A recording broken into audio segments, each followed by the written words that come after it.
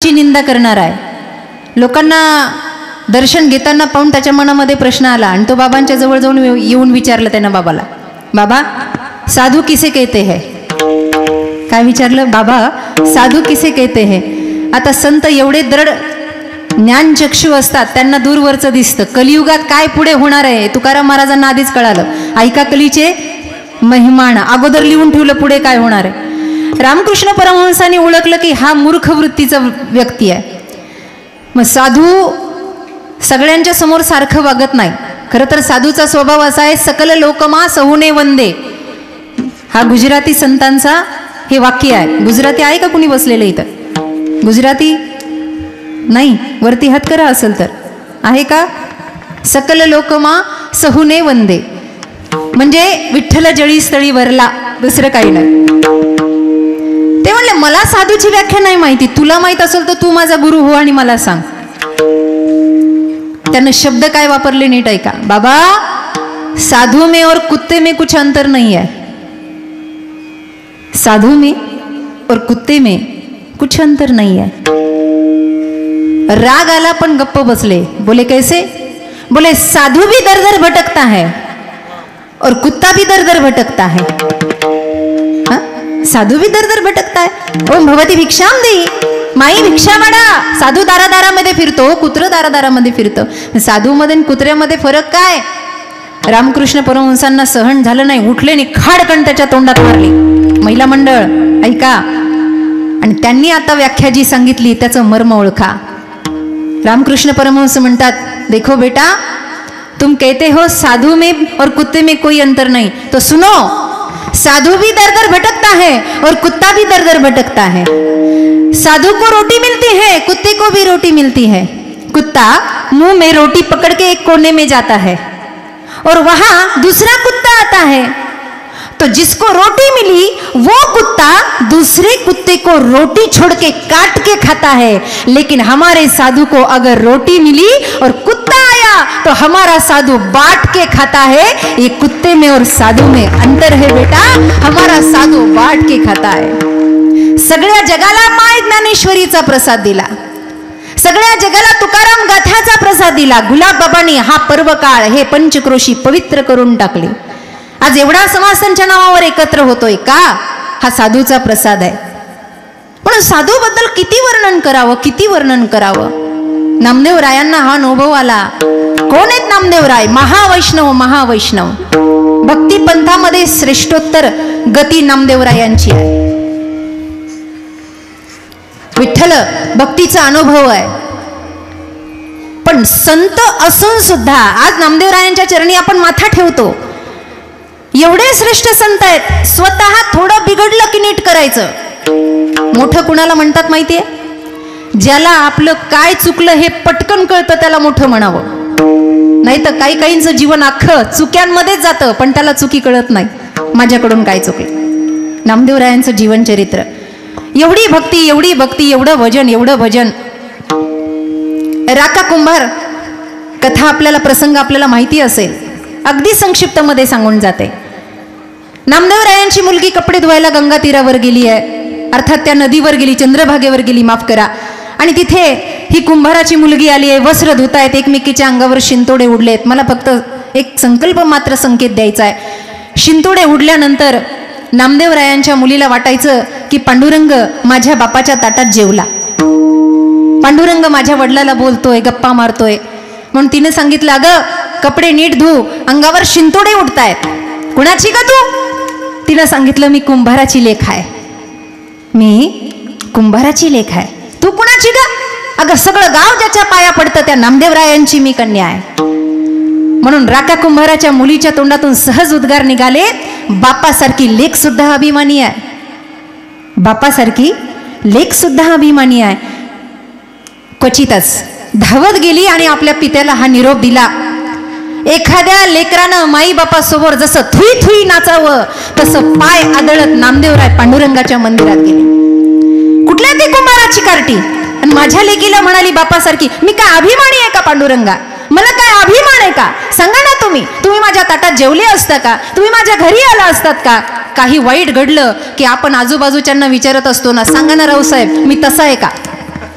आपण काय म्हणत असतो, सांगा ना रावसाहेब मी तसा आहे का. आता रावसाहेबांनाच भाकरी खाल्लेल्या असतात, ते म्हणतात तुम्ही सोडून सगळं गाव फालतू आहे पण तुम्ही चांगले आहे. कारण रावसाहेबांना मीठ खाल्लेलं असतं. कदाचित रावसाहेब स्वार्थाचं बोलतील, पांडुरंग कसा बोलेल, तो सगळ्या जगाचा बाप आहे. पांडुरंग म्हणले नाम्या जरा शांत हो, तुला माहित नाही राका कुंभाराचा त्याग, घरदार सोडून आलाय, अनुभव आला त्याला भक्तीचा, घरदार सोडून आलाय. नामदेवराय ऐकतच नाही, मला पाहायचंय, अभिमान झाला होता स्वभावामध्ये, पाहायचंय ना. काय पाहणार आहे. नामदेवराय म्हणे एवढा शहाणपणा करते त्याची मुलगी आणि तिचा बाप लाकडं मोळ्या तोडून विकतोय, पोट भरतो. सोन्याचं जर नाणं दिसलं ना तर तोंडाला पाणी सुटेल. पांडुरंग म्हणले जर असं असेल तर प्रयोग बघायला मी सुद्धा येतो. आणि म्हणून लाकडं तोडून मोळ्या बांधून हा परिवार, राका कुंभार त्याची पत्नी आणि त्याची मुलगी, असे एक परिवार घराकडे येत होते, झोपडीकडे येत होते. ऐका माईबाप. आणि येत असताना एका वृक्षाच्या पाठीमागे नामदेवराय आणि पांडुरंग उभे आहेत. अगदी जवळ जवळ येणार तोच पटकन असं नाणं फेकलं.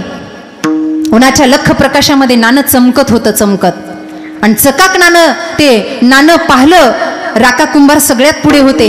पाऊल ठेवणार की ते नाणं दिसलं आणि दिसल्याबरोबर मोळी खाली ठेवली बाजूला, नाणं घेतलं आणि पाहिलं. अरे बापरे, परमार्थात आणि माझ्या या भक्तीमध्ये हे सोनं सगळ्यात मोठं पाप आहे. हे मध्ये आलं नाही पाहिजे. मी त्याग केलाय पण माझ्या परिवारानं त्याग केला की नाही माहिती नाही. म्हणून हे नाणं लपवण्यासाठी पटकन त्यांनी ते नाणं खाली ठेवलं आणि त्याच्यावर माती टाकण्याचा प्रयत्न करू लागले. तोवर हलक्या हलक्या नाजूक नाजूक पावलानं छोटस ती बालिका मुलगी जवळ आली आणि तिनं बाबाचा प्रताप पाहिला. पांडुरंग आणि नामदेवराय पाठीमागून बघत होते. त्यांनी बघितलं राकाने माती लपवण्याचा झाकण्याचा प्रयत्न केला. नाना कदाचित थोड्या वेळानं हा नाना घेऊनही जाईल. पण प्रताप पांडुरंग म्हणतात नामदेवराय नाम्या बघ पुढे काय होईल. कन्या जवळ जवळ आली आणि बापाला तिनं त्या नाण्यावर माती टाकताना पाहिलं आणि तिचे उद्गार आहेत, अरे बाबा काय करतोस तू, हे काय करतोस बाबा, अरे मातीवरच माती टाकतोस होय, मातीवरच माती टाकतोस. आणि मग पांडुरंगाच्या समोर नामदेवरायांच्या डोळ्यामध्ये धाराला. याला म्हणतात भक्ती. एका संतानं दुसऱ्या संताला जागृत केलं आणि संतत्व जागृत झालं आणि ते संतत्व दिव्यत्वानं पांडुरंगाच्या ठिकाणी लीन झालं. महाराज लीन झालं. ही साधूची अवस्था आहे. आणि म्हणून हे साधू दिव्यत्वानं जगात प्रगट होतात. त्याच वेळेला आपल्या अनुभवानं नामदेवराव अभंगाच्या पहिल्या चरणात सांगतात,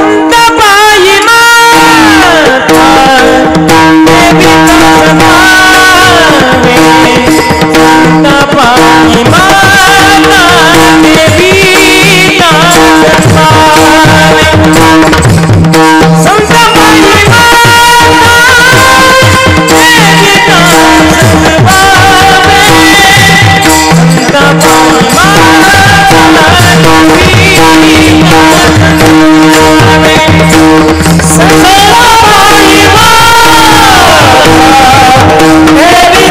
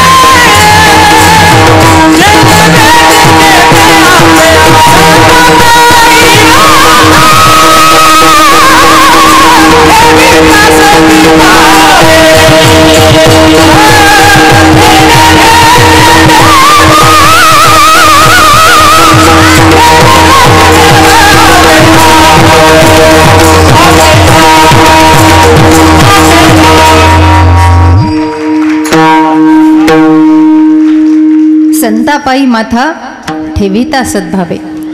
देवाच्या योग्य कसं बनवायचं. नामदेवरायांचं पुढचं चरित्र बघितलं तर गोरोबा काकांच्या परीक्षेत नामदेवराय उत्तीर्ण झाले नाही. त्यांनी सांगितलं हे कच्चं मडकं आहे.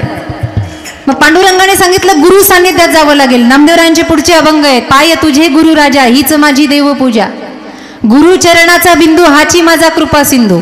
जेव्हा संत सान्निध्य लाभलं तेव्हा नामदेवरायांना पांडुरंग प्राप्तीचा अनुभव दिव्य झाला.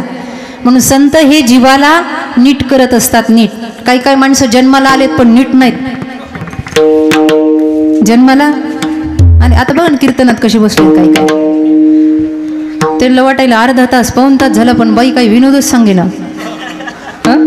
जीवनाचं हसू झालंय तरी अजून हसायचंच लोकांना का नष्ट. अरे हा संप्रदाय हसू थांबवण्यासाठीच आहे. जब से तेरा गुलाम हो गया, जब से तेरा गुलाम हो गया तब से मेरा भी नाम हो गया, वरना औकात क्या है मेरी सबसे बढ़िया और सबसे खरी. गुलाबाबाचे भक्त म्हणून घेण्यात हा बाबांच्या समोर आपला झुकलेला प्रणिपात आहे. तद्विधी प्रणिपात आहे न परिप्रश्नेन सेवा आहे. आपण सेवा केली आहे. साधू जीवाला नीट करतात. नीट माया मोहा ममत्वामध्ये त्रिविध तापामध्ये एवढा होरपळलाय जीव. त्या प्रपंचामध्ये काही सुधरत नाही. लोकाला काही सुधरत नाही. आताही काही काही तोंडाला असे हात लावून बसलेत बघत आहेत माणसाकडं नुसते. काही सूचना त्यांना. घरी तेच दारी तेच. किती कीर्तनकार उकळून पाजा तरी परिणाम नाही. परिणाम माझं माझं माझं माझं माझं माझं कधी सुटेल कुणास ठाव. पूर्वीचा काळ काही काही व्यवहारिक छोटे छोटे उदाहरणं आहेत आपल्यामध्ये प्रगती करण्यासाठी आहेत. आता एसटी महामंडळाचं तिकीट काहींना फुकट आहे काहींना अर्ध आहे. पूर्वीचा काळ असा होता की एखाद्या गावाला क्वचित एखादी एसटी यायची. बरोबर की नाही हे बरोबर. तुम्ही बोलले म्हणजे मला वाटतं आहेत जिवंत. क्वचित एखादी एसटी असायची आणि मग ती एसटी यायची 12ला यायची 1ला यायची 2ला यायची. मग ते एसटी मध्ये चढाओढ करण्यासाठी एवढी धावपळ एवढी धावपळ एवढी धावपळ. हे त्याच्या अंगावर पडतंय त्याच्या अंगावर पडतंय. तेव्हा काही लोकांनी एक युक्ती काढली होती. बाहेरून एकानं चढायचं आणि खिडकीतून रुमाल टाकायचा. केलं का असं कोणी केलं होतं का. रुमाल टाकायचा कशावर त्या सीटावर आणि त्या सीटवर रुमाल टाकला की मग ते सीट कुणाचं आपलं की नाही. केलं होतं का असं कुणी कुणी. वरती हात करा बरं.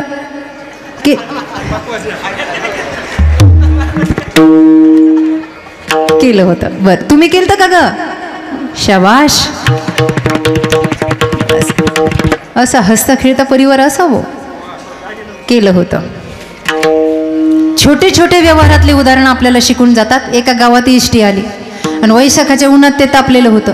त्याला काही बसमध्ये जागा भेटेना. ते पाठीमागून असं चढलं आणि त्या खिडकीतून त्यानं रुमाल आतमध्ये टाकला. आता काही उतरत होते आणि काही एसटी मध्ये चढत होते. एक बाबा 2-3 तास असे पकडून उभे आहेत. त्यांना बसायला जागाच भेटली ना. जशी जशी एसटी खाली व्हायला लागली तशी तशी प्रत्येक जण आपापल्याला जागा बघायला लागले. बाबा बराच वेळचे उभे होते. ज्यानं रुमाल टाकला होता बाबा त्या सीटाजवळ आले आणि तो रुमाल काढला आणि काचावर टाकला त्या खिडकीवर टाकला आणि बाबा त्या सीटावर येऊन बसले. हे तानातानात वरती चढून आलं आणि चढून आल्यावर कमरेवर हात ठेवून हाताचा अर्धकमळ केलं आणि बाबाला विचारलं डोक्याचा प्रकार आहे का. बाबाला विचारलं. ते म्हणले काय झालं. नाही नाही तुम्हाला डोकं दिलंय का म्हणे देवाने. पण काय झालं भाऊ एवढं तू एवढं तापतोयस माझ्यावर एवढा राग होतो काय झालं. म्हण तुम्हाला कळलं ना की याच्यावर रुमाल टाकलेला होता. बाबा म्हणले रुमाल टाकला मग काय झालं. तरुण म्हणला रुमाल टाकल्यावर हे सीट माझं आहे. बाबांनाही अनुभवाचे पावसाळे भोगलेले होते.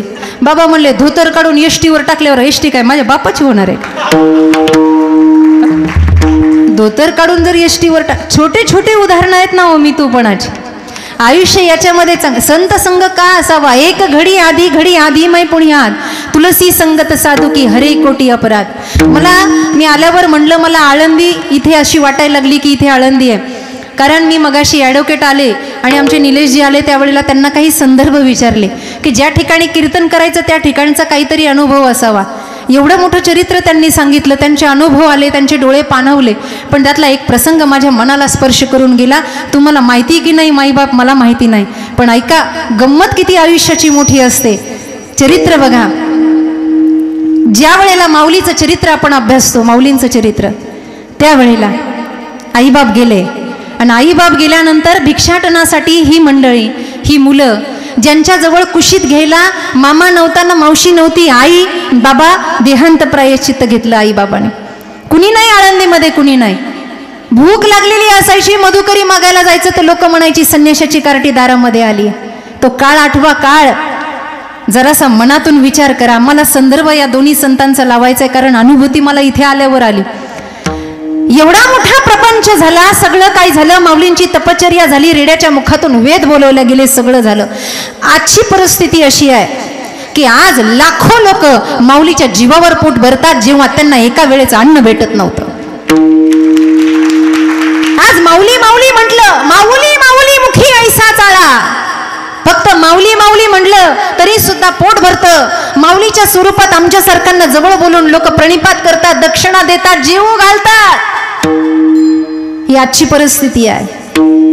मला ॲडव्होकेट दादांनी सांगितलं, एक क्षण असा होता की घरामध्ये दिवा लावायला तेल नाही, का खाऊ घालायला अन्न नाही, म्हणून बाबांच्या आईनं देहांत प्रायश्चित्त घेतलं. आणि आजचा क्षण असा आहे की बाबाच्या जीवावर हजारो लोक जगतायत, लाखो लोक जगतायत. सांगा काय फरक आहे, काय फरक आहे. संत जेव्हा हयात आहेत तेव्हा लोकांना किंमत कळत नाही. संत जेव्हा जातात तेव्हा लोक त्यांच्या समाध्यावर नवस करतात. हा समाज आहे, समाज. इसी का नाम दुनिया आहे. नामदेव रायांना अनुभव आला, अरे संतत्व इतका प्रगाढ आहे की संतत्व माणसाला नीट करतं. मला चिठ्ठी आली होती, कागदावर लिहून आलं, दीदी हा दृष्टांत सांगा. संत संताला नीट करतात. हरिपाठाला पंढरपुरामध्ये सगळेजण एकत्र व्हायचे आणि सगळेजण एकत्र झाले की सगळेजण मिळून हरिपाठ घ्यायचे. सगळेजण कोण होते? काळू, बाळू, रामू, शिरप्या असे नव्हते. कबीर महाराज, दादू पिंजारी, मोठे मोठे संत, दामाजी शेट्टी, मोठे मोठे संत मांदियाळी पंढरपुराच्या पांडुरंगाच्या मंदिरामध्ये हरिपाठ घ्यायला असायचे. हरिपाठ आणि हरिपाठ एवढा रंगायचा, एवढा रंगायचा. 8 दिवस झाले, 10 दिवस झाले, 15 दिवस झाले, सगळे यायचे, पण कबीरदासजींना एक जण दिसत नव्हता. आणि ते होते दादू पिंजारी. उंच नीच काही नेनो भगवंत तिष्ठे भावभक्ती देखोनिया, या अभंगामध्ये दादू पिंजारींचं नाव आहे. पिंजारी तो दादू. हा ऐका, हरिपाठ रंगायचा आणि दादू दिसत नाहीयेत. कबीर महाराज म्हणले, दादू कहाँ गए, दादू कहाँ गए, दादू कहाँ गए. दादूला अभिमान चढला होता. कशाचा? पांडुरंग सई सांज झाली की दादूच्या घरी येऊन बसायचे. ऐका बरं, सई सांज झालं की पांडुरंग दादूच्या घरी येऊन बसायचे आणि पाय पसरून बसायचे. अरे युगे 28 विटेवर येऊ बा, एवढे दिवस झाले उभा आहे दादू, पाय दाब, माझे पाय दुखताय.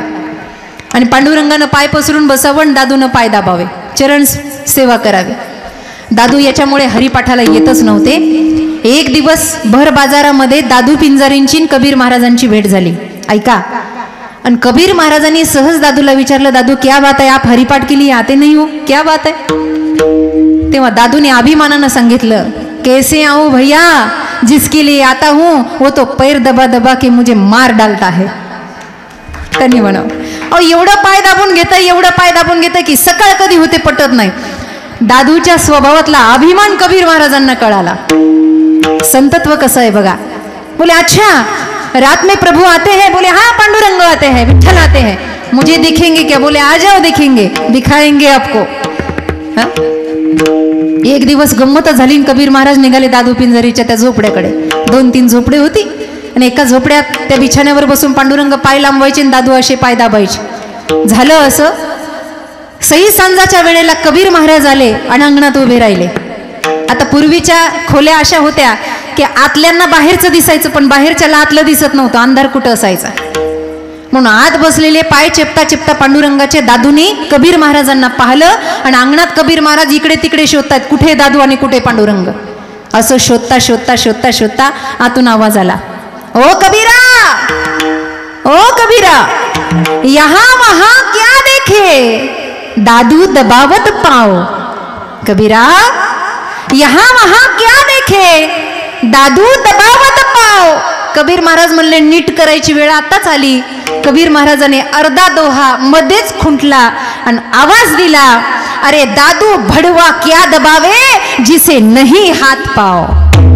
दादू भडवा क्या दबावे जिसे नहीं हात पाव. अरे कुणाचे हात पाय तू दाबायला लागलास? त्याला रंग नाही, रूप नाही. तुला हा अभिमान झाला, तो जाग करायला मी इथे आलोय. पुन्हा संतत्व 2 पटीनं जाग झालं आणि पांडुरंगाच्या भक्तीला लागलं. नामदेवराय म्हणतात, जीवाला वारंवार जाग करणं, नीट करणं, त्याला सुधरवणं हे संतांचं काम आहे. म्हणून या संताला भजावं, त्याच्या शरणांगतीमध्ये जावं. संतापायी माथा ठेविता धरिता सद्भावे. आता सद्भावानं ठेवायचा, मनामध्ये कपट नाही ठेवायचं. बाबांकडे आलं, नावच गुलाब आहे. आमचे स्वामीजी म्हणायचे, तू गुलाब होकर महक. गुलाब हे बगीच्यामध्ये तेवढंच सुगंध देतं आणि नाल्याच्या किनाऱ्यावरही तेवढंच सुगंध देतं.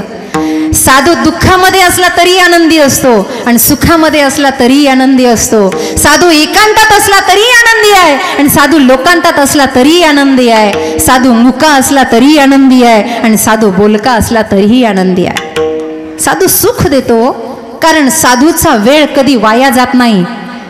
चोखा महाराजांची सोयरा एका प्रमाणातून फार सुंदर वर्णन करते की जीवाचा वेळ हरिभजनाशिवाय कधी जाऊ नये. हरिभजना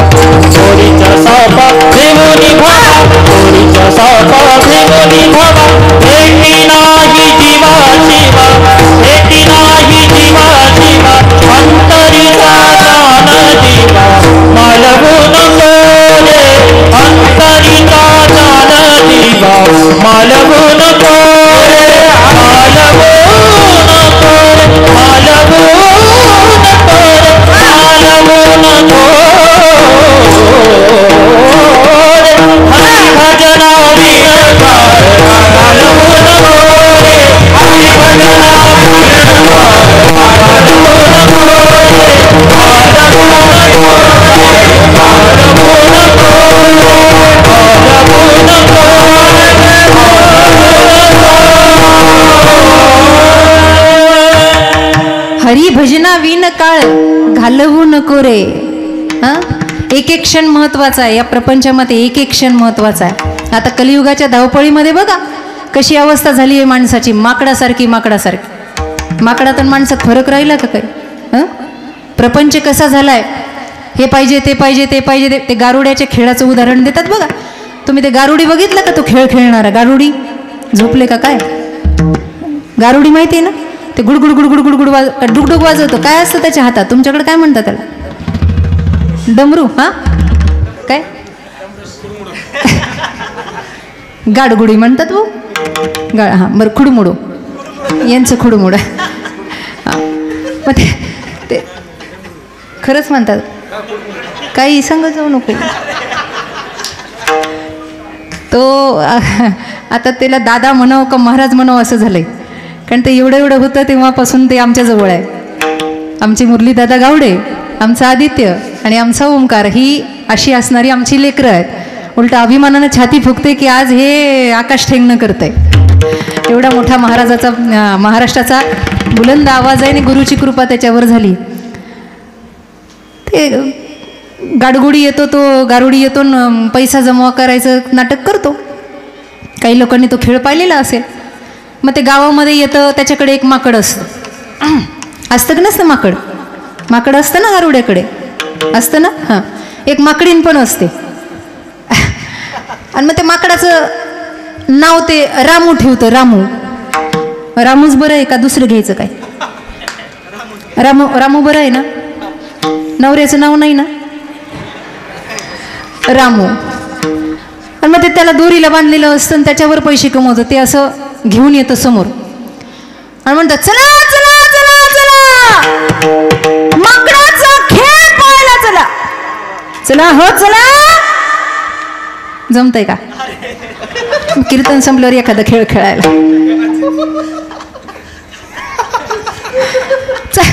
चला चला म्हणतोय सगळं त्याच्या आवाजानं गाव जमा होतं, एकत्र होतोय सगळं. खेळ बघायला गारुड्याचा खेळ, गारुड्याचा खेळ. ते माकड असं मोकळं सोडतं ते माकड लागतं उड्या मारायला. आता काही काही वाटतं माकडच उड्या मारतं, काही काही संसारात मारतात ना उड्या. उड्या मारतं उड्या मारतं उड्या मारतं. मन हा म्हणतो लोकांच्या समोर, माकड त्याच्याकडे असं कुतूहलानं पाहता हे म्हणतात चला चला चला चला रामूचा खेळ बघायला चला, खेळ बघायला चला. आता बघा आमचा रामू डोक्यावरून उड्या मारणार आहे चला. आणि ते उड्या मारतो आणि मग हे म्हणतो काढा 5-5 रुपये. आणलेत का संघ? काढा 5-5 रुपये. मग ते इकडून तिकडं उड्या मारतं, तिकडून इकडं उड्या मारतं. असं करता करता करता करता मग ते गारुडी पुन्हा म्हणतो अहो आमचा रामू आता उड्या मारून मारून दमला. आता रामूला भाकरी घालायला कुणीतरी नवरी आणली पाहिजे. आणि मग हळूहळू एक माकडीन मेकअप करून पुढे येते.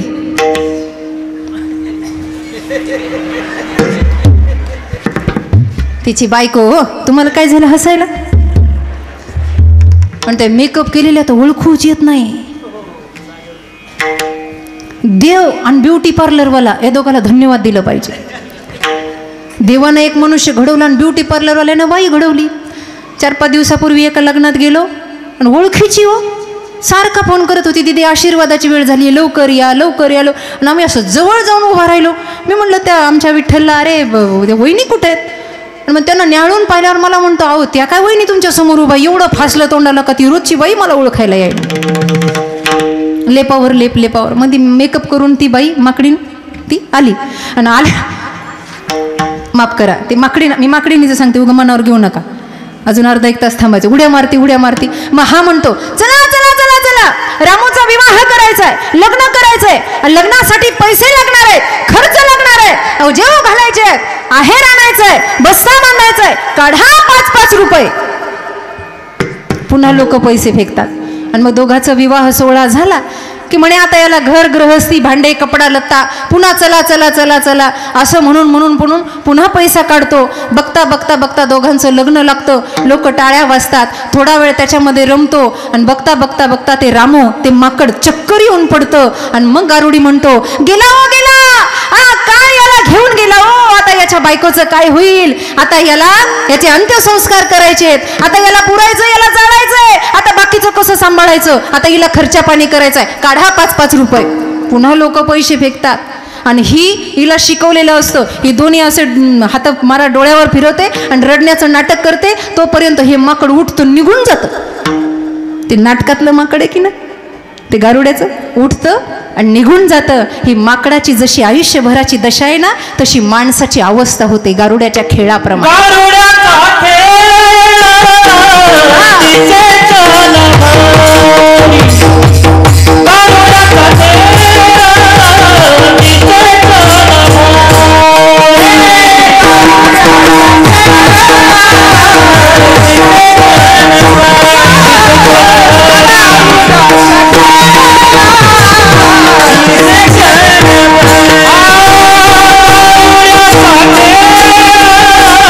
Dice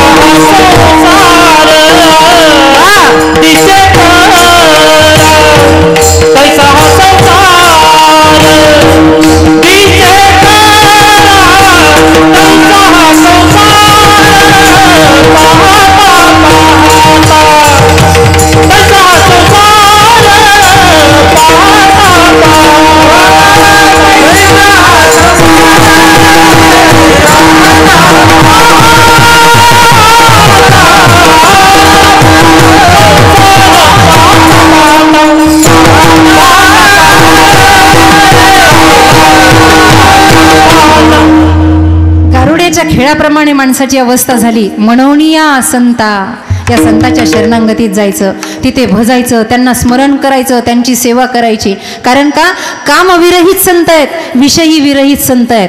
त्यांना प्रेमानं नमस्कार करायचा. संतांच्या ठिकाणी विषय नाही आहे, महाराजांचं सरळ प्रमाण आहे. विषय येतो त्यांचा झाला नारायण. संसारामध्ये प्रपंचामध्ये जेवढं आपल्याला आवड आहे, एवढी आवड संत ठिकाणी नाही. त्यांना किळस येते. विठले हे चित्त प्रपंचा वमन ते मनी बैसलेसे. आता दृष्टांत जुन्या कीर्तनकाराचा आहे, सगळ्यांना माहिती आहे. थोडंसं स्पर्श करून जाते. जावई सासरवाडीला आला आणि पहिल्यांदाच आला. गावामध्ये गाई म्हशी भरपूर आहेत, तिच्याही घरामध्ये भरपूर आहेत. ती म्हणली पहिल्यांदा आला ना, आपण बासुंदी करू. बासुंदी करायची ना बासुंदी. चुल्यावरतीनं ते बहुगण ठेवलं. आपल्याकडे भगुनं केलंय त्याचं खरं नाव आहे बहुगण.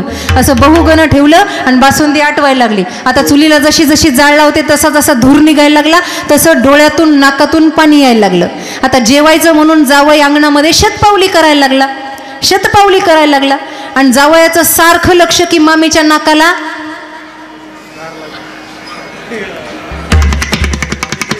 कशा हुशार आहेत बघा ना. आणि ते धूर नाकात गेला आणि हिला जशी शिंक आणि जावयाचं लक्ष जाणं आणि नाही ते बासुंदीत पडणं. एकच झालं, एकच. येणं संकल्प केला, लाख रुपये दिले तरी बासुंदी खायची. एवढे पदार्थ केले आणि त्यांना दोघांची नजर एकमेकाची झाली. ताटं वाढले, पानं वाढले, सासरे सगळे पाहुणे आले, जावई बापू पहिल्यांदाच आले, सगळे बसले, पुंडलिकावर ते झालं. आणि जेवायला सुरुवात केली. भात संपलं, भाजी संपली, चपाती संपली, सगळं संपलं. सासऱ्यानं पाहिलं बासुंदीच्या वाटीला, यानं हात लावला नाही. यानं हात लावेपर्यंत सासऱ्यानं 6 वाटी बासुंदी पेली. किती? 6 वाट्या. आणि हे म्हणायचं जावई बापू हात लावा ना. तो म्हणायचा नको. तिने सासूकडं पाहायचं आणि म्हणायचं शेंबडी कुठली. मनातल्या मनात हो. पण म्हणायचं मामी सांगू का. ती म्हणायची झाकली मूठ 1.25 लाखाची.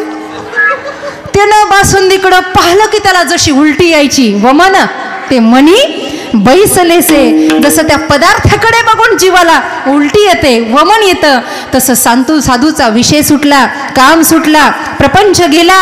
बस आता काम नाही झालो पायी रिकामा. म्हणून अशा साधूच्या चरणावर आपला माथा झुकला पाहिजे, ठेवला पाहिजे, सद्भावानं ठेवला पाहिजे. कारण का तेने भेटे देव आपे आप. आणि म्हणून नामदेवराय अभंगाच्या दुसऱ्या चरणात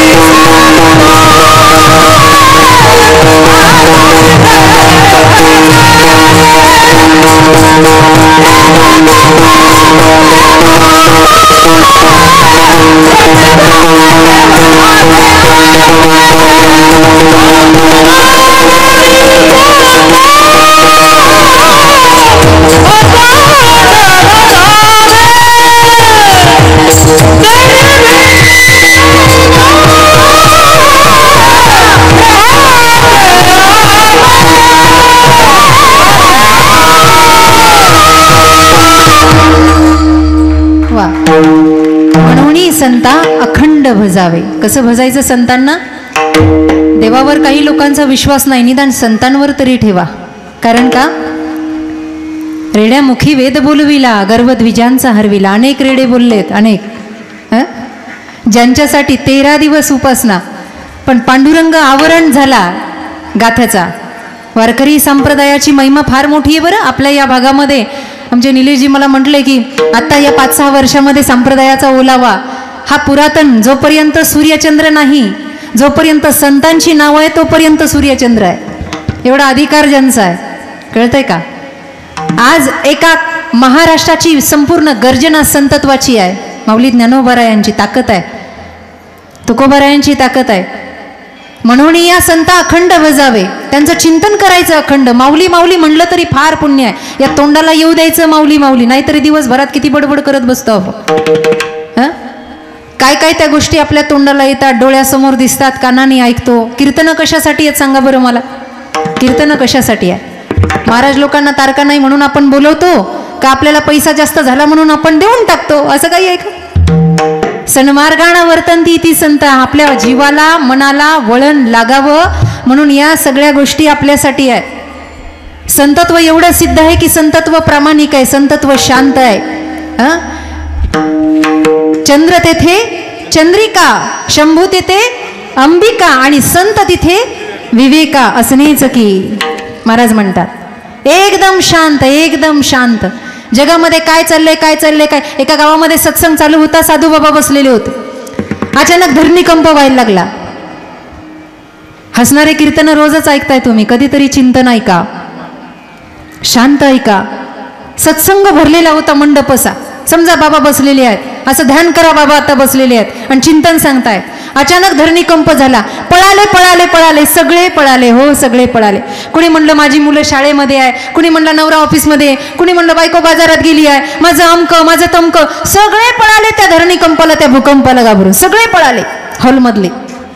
बाबा जागच्या जागेवर बसलेले आहेत, महाराज जागच्या जागेवर बसलेले आहेत. सगळे गेले. धरणीकंप शांत झाला. धरणी डोलायमान होत होती, हलत होती, शांत झाली. आणि अर्धा 1 तासानंतर सगळे पुन्हा एकत्र झाले. का सत्संगानंतर खायचं होतं, तेवढं लय लक्षात राहतं लोकांच्या. लोक म्हणले जीवन बाकी आहे, घरी तर काही शिजवलं नाही. म्हणले आपण सगळे पळालो, बाबा कुठं पळून गेले कुणास ठाऊक. म्हणले ते तरी बघायला जाऊ. म्हणून सगळे पुन्हा एकत्र झाले आणि सत्संग भवनामध्ये आले. पाहिलं तर बाबा जिथे बसलेले होते तिथेच बसलेले आहेत. एका सज्जनानं विचारलं, बाबा धरणीकंप झाला, सगळे पळाले, तुम्ही नाही का पळालात? बाबाने जे उत्तर दिलं ते मार्मिक होतं. बाबा म्हणले तुम्हीही पळालात आणि मीही पळालो. फरक एवढा आहे, तुम्ही शरीरानं पळालात आणि मी भगवंताजवळ मनाने पळालो. देवा या जगाला वाचव. देवा सर्वे भवंतु सुखिनक. म्हणून या संता अखंड भजावे. जगाच्या कल्याणा संतांची विभूती. संत शांत आहे. किती वर्णन करावं, किती. संसारात कुणी एवढं शांत होत नाही. नवीन लग्न झालेल्या मुलीला घरी आली, ती पहिल्यांदा येते जातीला आणि तिला लागल्या सगळ्या जणी विचारायला. पहिल्यांदा येते जातीला आल्यावर सगळ्या विचारतात ना, सासर कसं वै सासर कसं, विचारता की नाही तुम्ही? सासर कसं विचारता ना. तशा सगळ्या जणी बसल्या आणि तिला लागल्या विचारायला, अगं सासर कसं, सासर कसं, सासर कसं. सासू विचारल्यावर ती म्हणली, सासू अगं आई माझी सासू अशी आहे. सासू आई तुझ्यात आणि तिच्यात काहीच फरक नाही. हे नवीन नवीनच असतं ना. कशा हसले बघा ना. नवीन नवीन. आई तुझ्यात आणि तिच्यात काहीच फरक नाही. सासरा पप्पा तुमच्यात आणि आमच्या मामांजीमध्ये काही फरक नाही. एवढा जीव लावतात, एवढा जीव लावतात, एवढा जीव लावतात. मग एकीनं विचारलं ननन, ती म्हणली आई लवंगी मिरची, पण ती जाईल लग्न करून. वर्णन कसं करावं. मग सगळ्या मैत्रिणीनं एका आवाजात विचारलं, का गं सगळ्यांचं सांगितलं, पण तुझे आहो कसे आहेत, अहो अहो कसे आहेत अहो. ती म्हणली त्यांचं काय सांगायचं, अगदी महादेवाच्या पुढचंच.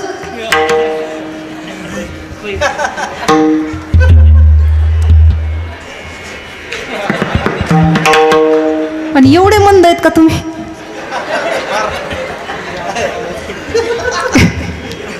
महादेवाच्या. आणि कोण असतं महादेवाच्या पुढं?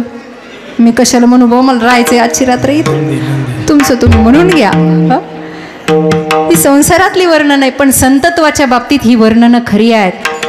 शांत, दया, ममत्व, जगाच्या विषयी प्रेम,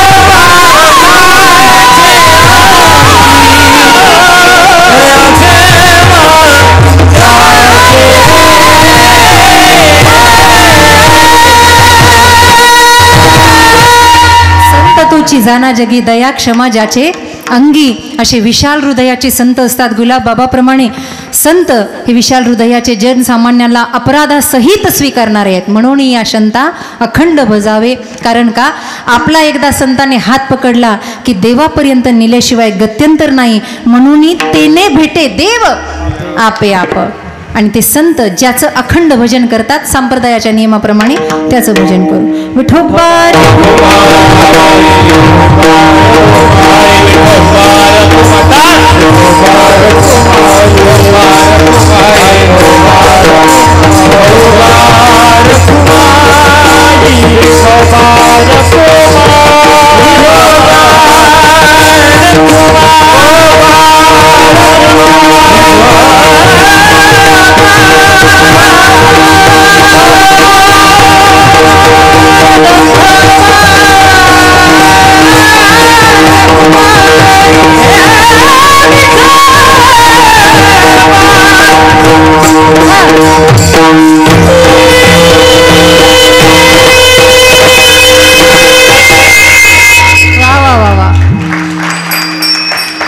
तरी ते नाकातलं ऐकू येईल का यांना? सनई नाही बर, ठीक आहे. वरती हात करा एकदा. बाबांचं आवडतं भजन करायचंय आपल्याला. संत गाडगे महाराज, संत तुकड्यादास महाराज आणि बाबांची मोठी परंपरा.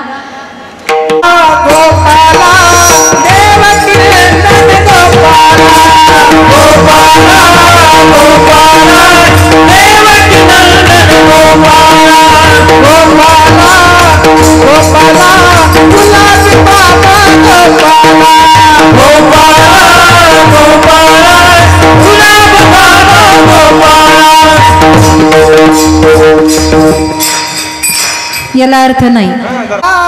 गोपाला देवकी नंदन गोपाला. वा वा. गोपाला गोपाला गुलाब बाबा गोपाला. वा. कशा ग गुणाच्या माझ्या, काय गोड आवाज आहे. आता तुमचं बघू द्या. वरती हात करा. तुम्ही म्हणायचं नाही पाला.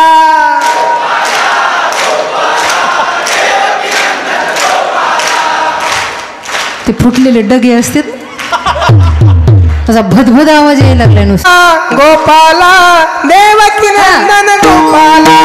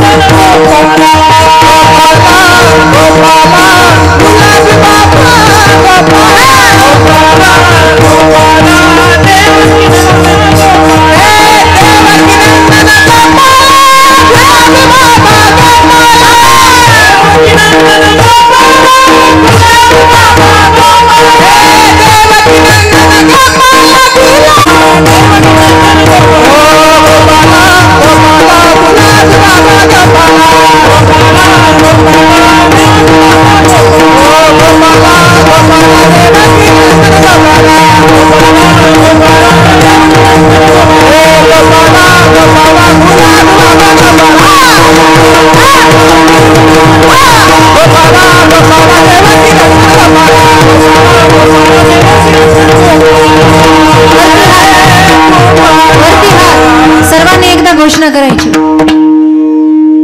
सर्वांनी मनापासून. भारत माता की, प्रभु रामचंद्र भगवान की जय.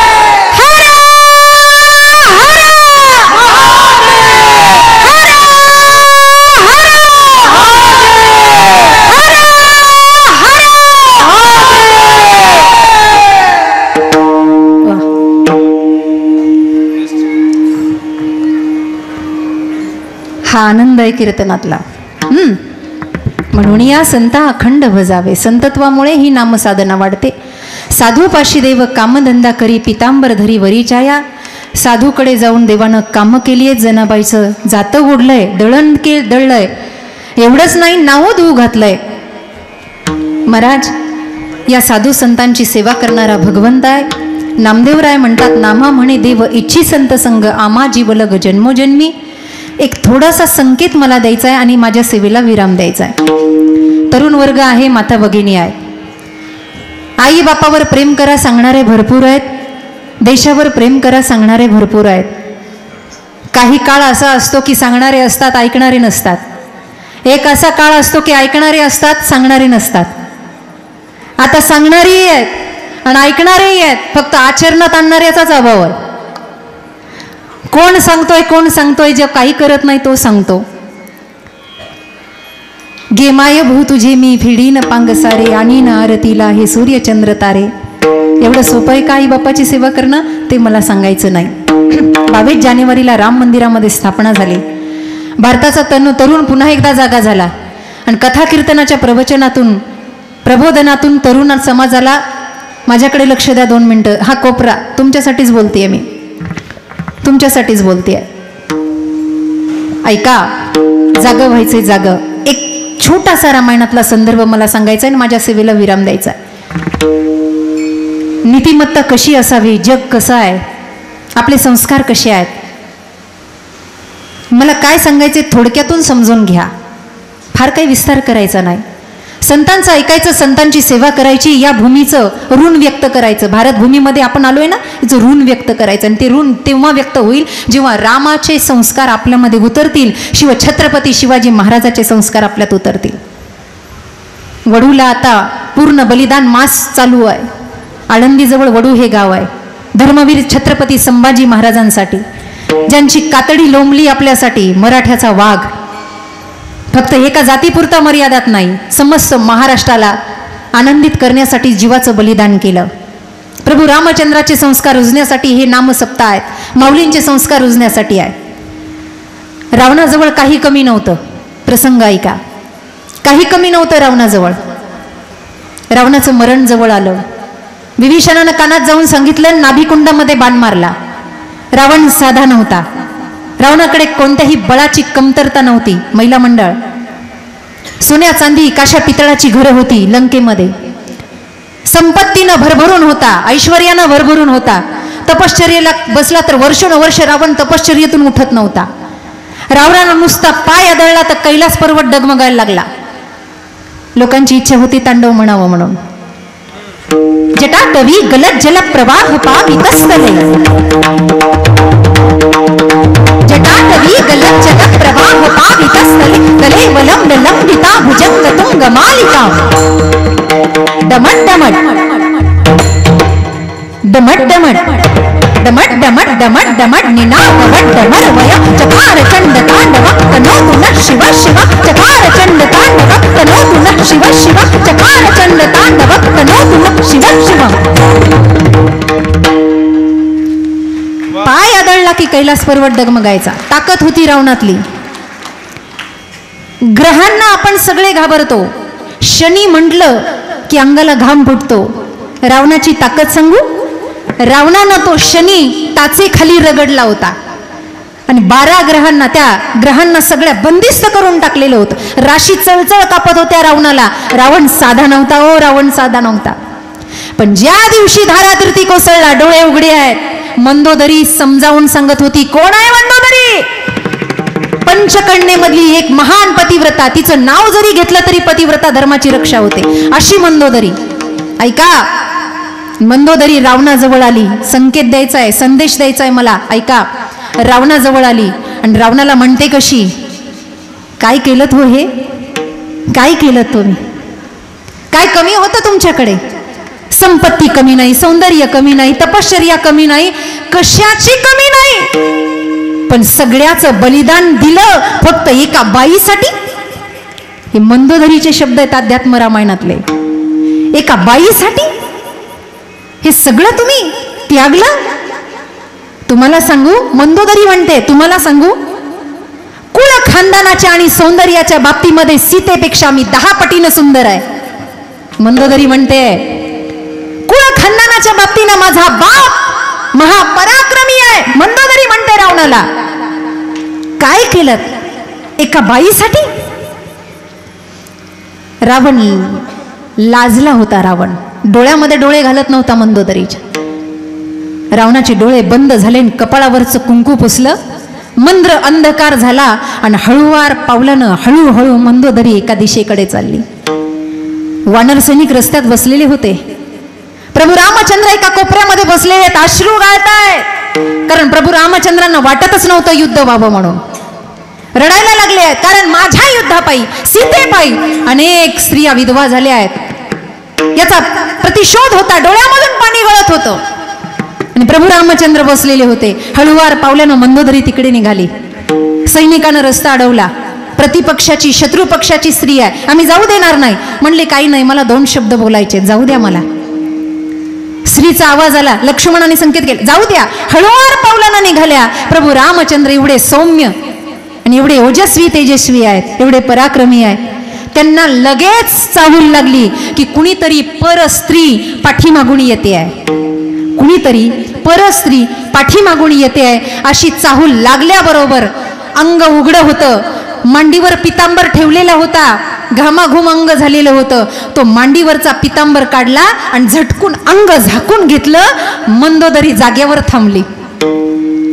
आणि मग मंदोदरीला बघितल्यानंतर तिरक्या नजरेने बघून रामचंद्र म्हणतात, देवी आपण कोण आहात?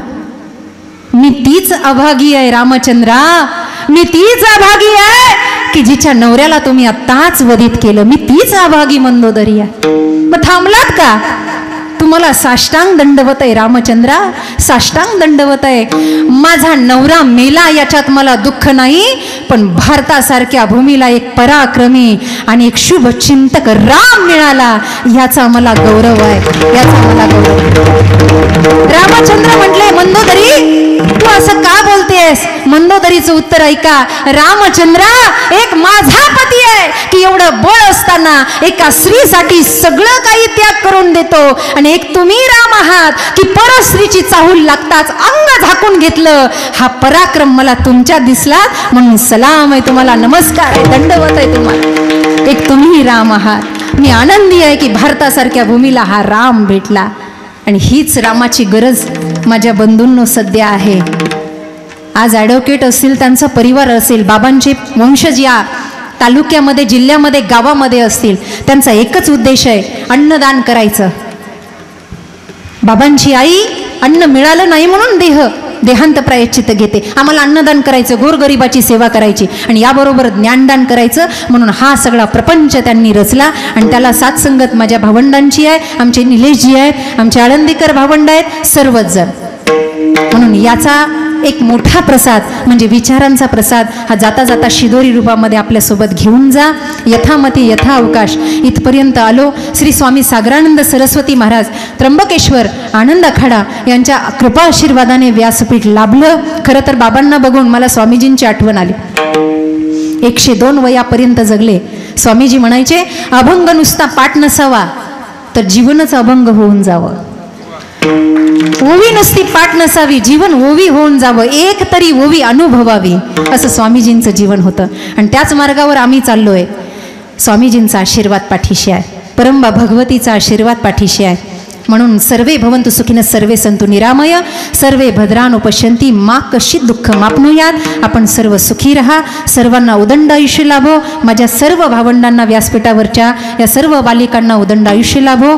आज आदरणीय ज्या परिवाराने मला सांभाळलं, मी आल्याबरोबर निलेशजींना ओळख करून दिली की साधूला विश्वाची माझे घर अशी मती जयाची स्थिर. आम्ही जेव्हा घराच्या बाहेर पडलो तेव्हा ज्या परिवारानं आम्हाला सांभाळलं त्या परिवारातील सदस्य म्हणजे आमचे जीवस्य कंठस्य आमचे बंधू. आमच्या आळंदीजवळ मरकळ गाव आहे, तिथे सरपंचपद भूषवणारे आमचे सचिन दादा लोखंडे आज आम्हाला इथपर्यंत घेऊन आले. म्हणून दादालाही खूप खूप धन्यवाद. सर्वांना विनम्रपूर्वक धन्यवाद. ऋण व्यक्त करते. माझ्या शब्दांना विराम. आमचे विश्वनाथजी म्हैसाने आपल्या जवळचे जे तेही कार्यक्रमासाठी आले, त्यांनाही धन्यवाद. ज्ञानेश्वर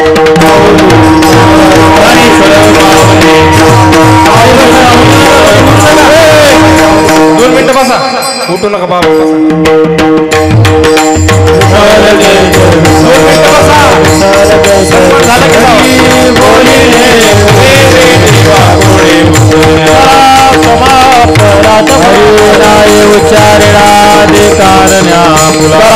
क्षमा अपराध महाराज तो तुका